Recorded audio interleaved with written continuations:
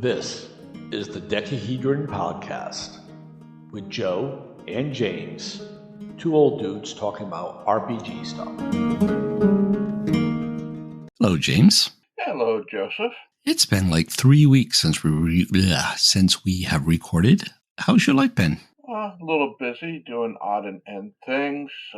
Need to get to the yard. I have a test I'm going to have to go and watch today. Been working on a small project that I don't think Joseph likes, but I'm going to try it anyways. Okay. As for me, well, a couple weeks ago, during our normal Saturday recording session, I was working at my part-time job, and so we didn't get to record then. And then last week, I had to travel to the great state of Rhode Island for some family stuff. Good family stuff, by the way. My niece is having a baby, so it was a baby shower. So that was kind of cool. I did not attend the baby shower, but I drove my wife there. It was the first long-distance trip in the EV, which definitely added some time to the trip, but it was an enjoyable ride. I love going back to Rhode Island. It's a great place. I got to have, you used to live in Rhode Island. I used to have an I didn't used to have, I had an awful while I was there. Oh, I haven't had them in years, but I was always more of a milkshake type guy. I actually worked at Newport Creamery for many years also. I know. You used to make me some awfuls back in the day. Were they awful? They were awful big, awful good. I wanted to go to Wright's Chicken Farm. I did not get to do that. And I did not get any Dell's Lemonade. And I did not get any Portuguese sweetbread. And I did not get any coffee syrup. And I'm out. So that I'm kicking myself over. Coffee syrup. Yes, a delicacy, shall we say, of Rhode Island only, isn't it? Pretty much. Although the question comes in, James, this is where I'm going to judge you hard. Autocrat or Eclipse? Actually, I have another one I'm not remembering the name off the top of my head, but it used to be Autocrat. That's a new local company that's making coffee syrup. Next time I'm on, I'll get the name. Anyway, we've been going a while and we haven't even gotten to the topic. A couple months ago, we did an episode on character background, and from that, we got a feedback from Evil Jeff from the Minions and Musings podcast. And rather than covering that in a feedback episode, when we got it in, I said, hey, I would like to do a full episode on this one, and you agreed. So let's listen to Evil Jeff. Joe and James, this is Evil Jeff. Hey, glad to get into more of your podcast. Started with, actually got through the first one, and commenting on your second one, we were talking about player backgrounds. You've already heard my podcast probably, but I'll reiterate a little bit here. Basically, I'm in between the two of you. Where I have done long backgrounds and everything, one page, I don't do bullet points. I think you need a little bit more than that. And I actually have modified something that Ray Otis over at Plundergrounds did or talked about at one point, and also a previous GM that I had, where you can make a succinct enough background that leaves it open for additional stuff. I think my happy medium between the two of you would be what I do. Say, give me 150 words of your background. That should give you, on average, somewhere between 6 and 9 sentences for a character's background. Give me 2 to 3 sentences of their personality or, quirks like that. And give me 1 to 2 sentences, maybe 3 sentences of motivation. I think motivation is a big part of the character background. Why are they doing what they're doing? Some of the character backgrounds I've done that are much longer, my motivation was wrapped up in the story. And speaking of longer backgrounds, in defense of those. Hey, Jeff. Thanks for that. I have 4 notes I wanted to address for that. And because it was 4 notes, that's why I thought this would make an entire episode all on itself. So are we ready, James?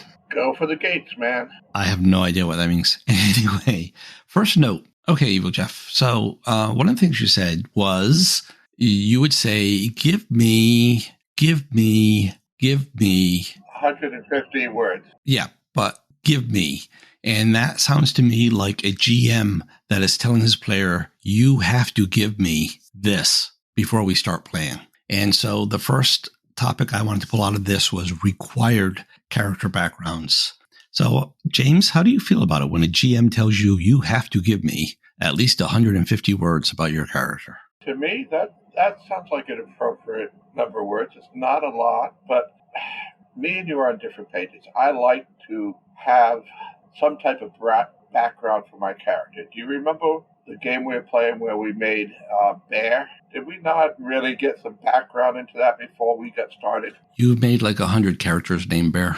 No. It is one of your favorite character names. Okay, the big brute that we're doing in the barony. Ah, okay. Do you remember we did go back and forth on that? And there were, I'd say, more than 150 words in there. But 150 words, it gives you enough to understand the character. So if I were playing in a game and if a GM came to me and said, not only do you have to give me a character, you have to let me read a 150-word background, I would say, no thanks, I'll find another game.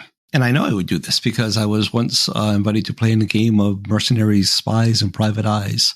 And I came up with a character who was an assassinini for the Vatican. Come on, the Vaticans have assassins? It's one of those conspiracy theories, yeah.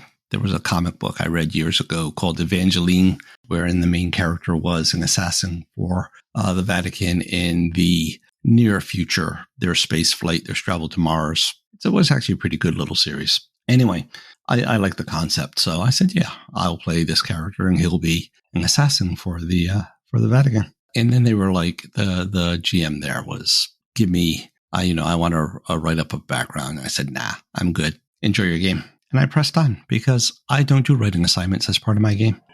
Well, I'm one of those characters that even if it isn't requested, I try to do a small amount of background for the character, at least from my own style of play. I like to know what that character is going to do. And I always do that a little bit too. And it's very mentally and it's very nebulous. There you go. All right. So that was point number one. Point number two, he said he didn't know if bullet points would be enough. And then he goes on to say that he only needs, I think he said like 6 to 9 sentences. And so what's the difference between 6 and 9 sentences and 6 to 9 bullet points, other than you're using fewer words and you're getting the meaning right across very quickly? It's very easy to scan and get it out there because the subject in every one of these sentences is going to be the character. So when you're forming a proper sentence, subject and a predicate, your verb and all that fun stuff, take those 7 points, write them out as a bullet point. I agree. When I'm creating a character, I usually start with a lot of bullet points that are usually very few words into it and then expand on it. But the difference for me in a bullet point is it's just not a necessarily coherent sentence, but ideas that I'm putting together. Exactly. I think those 6 to 9 ideas are what you're really looking for. I am much more likely to read everybody's bullet point list than I am to read paragraphs. I think we've done quite a few characters with bullet points. I'm forgetting. Because I love bullet points. I would love to do a game, a rule set that was just bullet points instead of paragraphs. I've tried it, though. It's difficult to pull off. And space-wise, it takes up more pages than paragraphs do. I'm forgetting the game we were playing, but there was one game where they had bullet points that we had to do for the character, like one-liners that they would throw out there. My guess was Dungeon World. That's it. I was just trying to look for my book. It was Dungeon World. They actually had in the game that you had to choose certain things. All right. Point number 3. So when he said 6 to 9 paragraphs, 6 to 9 sentences, it immediately made me think of an article I read years and years ago in Dungeon Magazine, and not Dungeon, in Dragon Magazine. And I gave you a homework assignment, James, which was to go through your stack of books and to pull out go through your old issues of Dragon Magazine and pull out issue number 184. Did you do that? Yes, I was able to find that article. All right. So go to page 22 of that issue. Let me know when you're there.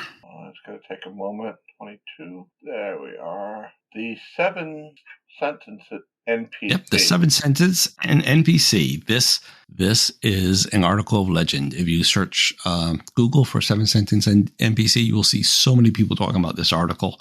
It was written by someone named C.M. Klein. I don't know if that's a he or a she or whatever, but they wrote this article and they said whenever you're describing an NPC, you should do it in these 7 sentences. And I was like, why limit that to an NPC? This might be a perfect format for a PC background. And then you get a 7-sentence PC. And just to go over the 7 sentences real quick, the first sentence, you talk about their occupation and the history. Yeah. In the second sentence, you talk about their physical description, what they look like. The third sentence is their attributes and skills, the stuff that stands out, that makes them stand out. I just said that. Go on. I'm sorry, I didn't hear it. I said it makes them it's what they're useful for. Yeah.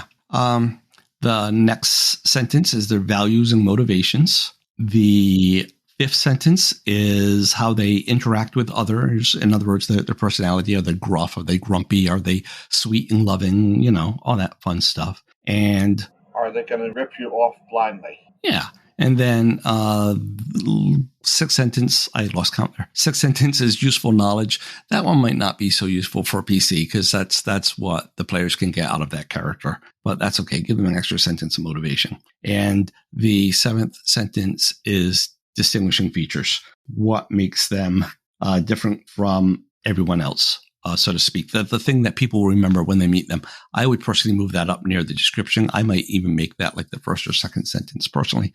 But I was like, that would be an awesome format for a PC background. What do you think of that? I would agree with most of that. It would be helpful. It goes back to a discussion we had earlier about the 20 questions when you're making the character of what, and that seems some of these are multiple questions in one. So, yeah, they are. And so then I'm just going to join this point with the last point I made, which is instead of having 7 sentences, you could have 7 bullet points. And these are your 7 bullet points. And life is peachy and grand. And finally, the last thing I want to say about Evil Jeff's feedback is he talks about GMs pulling stuff out of the player characters' backgrounds to use in the story. And this is something I have never liked, not only in gaming, but in fiction in general, because it makes the world just seem too small. Star Wars spoilers ahead. In episode 5, we find out that Vader is Luke's father. In episode 6, we find out that Vader is Leia's father. In episode 1, we find out that Vader made C-3PO. It's like, oh, just stop. Is Vader like everybody's father? It makes that universe really small and tiny, and I don't like that. There's no need for the bad guy to be my father, the bad guy to be my uncle. The bad guy can just be some bad guy. I don't care. But come on, it's a common thing in a lot of writers, especially, I think, the mystery writers, where that cliffhanger ends. All of a sudden, the killer is your son from your girlfriend from 20 years ago. In a mystery, that makes sense because a mystery is something personal. Why is someone going to kill somebody? It's because they have a relationship with them. Very rarely do people kill at random. But in epic fantasy, which that's the other thing that Jeff was talking about that I wasn't going to address. In an epic, I guess I am going to, though. In an epic fantasy, there's no need for that. The big evil bad guy can just be a big evil bad guy. He doesn't have to be your uncle. Or your father, or your brother. Exactly. He can just be a dude who's threatening the world, and you're saving the world. But the thing I wasn't going to say was these days I shy away from epic fantasy anyway, go more swords and sorcery, more local threat. Although once you get to local threat, that's kind of leaning into Jeff's point, which is once you're local, then it's more likely that you're going to know who everybody is. All right, Jeff, I might have to give you a point. I'm trying hard not to, though. Well, I'm going to hop on Jeff's bandwagon with this.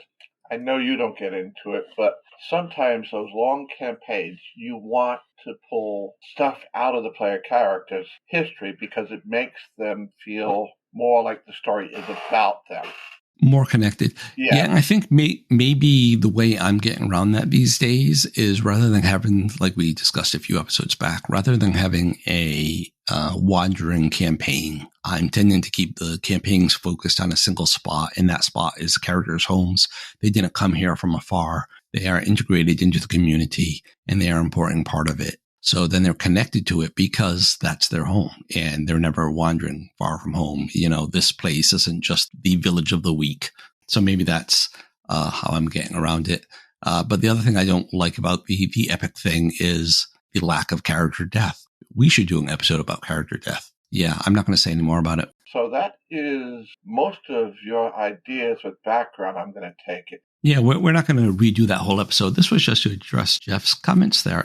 When I listened to it the first time, I'm like, the 7-sentence NPC. Perfect. And wait, requiring players? No, that's bad. I would never require a player. You have to give me this background or you will not play.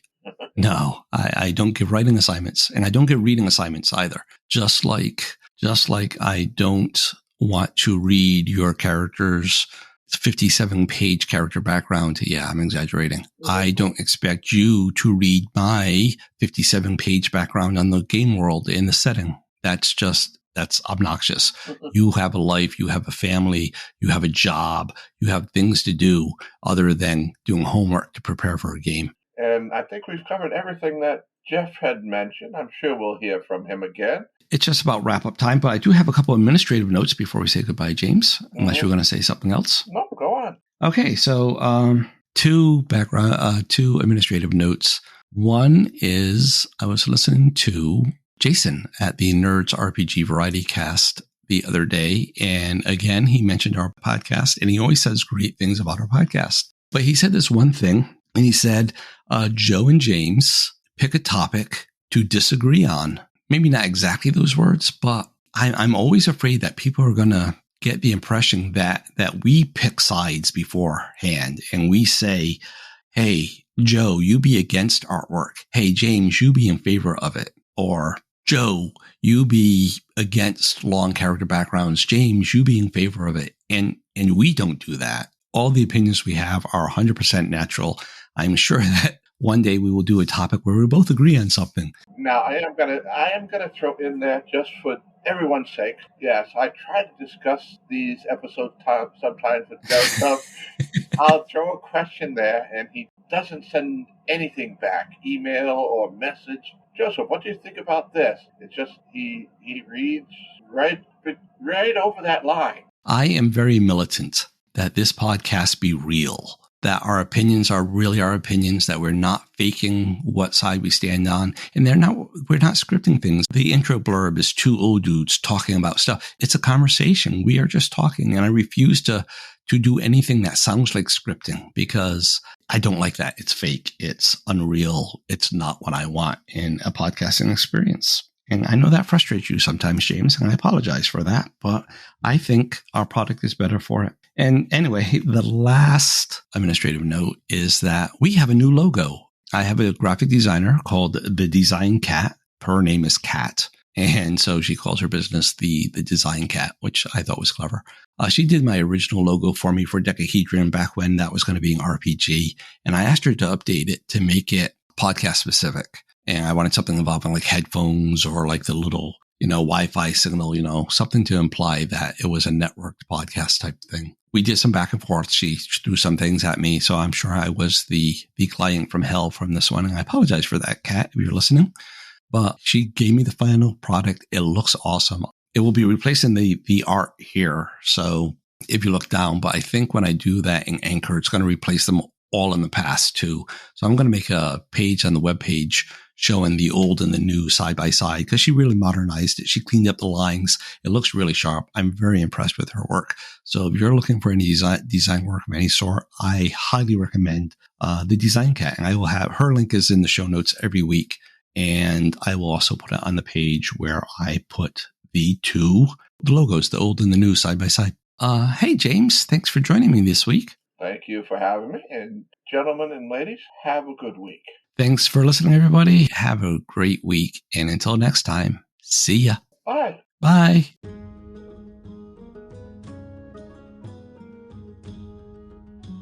You have been listening to the Decahedron Podcast. Send email to feedback@decahedron.com. Remember to spell decahedron with a K.